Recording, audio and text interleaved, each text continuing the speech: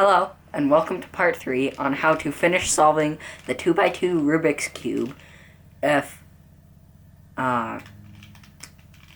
corners are not positioned correctly.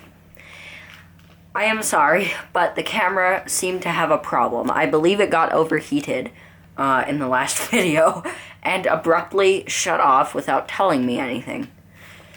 But, meanwhile, while the camera has taken a little rest, I have gotten the Rubik's Cube to a good point in which we can now solve it.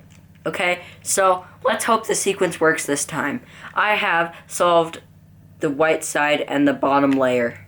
I have made the top all yellow, and I have positioned the cube so two corners are in the correct spots. Okay, so we're going to put those two correct corners in the back and do the sequence one more time. R-I, F, R-I, B, B, R, F, I, R-I, B, B, R, R, U-I. Whoops, that wasn't U-I. U-I. Yay, we finally solved the cube. Okay, so the way you switch two corners in the front top. So if you were to switch this orange with this orange, do the following sequence.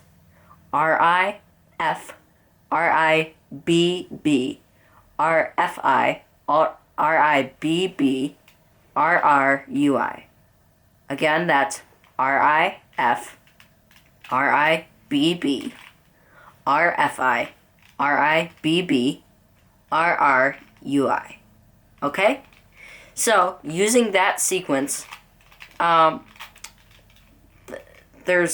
you can pretty much solve the 2x2 from any configuration as long as the bottom layer and bottom face are solved and the top face is the opposite color of the bottom face. For example, if the white face is solved, then the top face should be all yellow with the white on the bottom.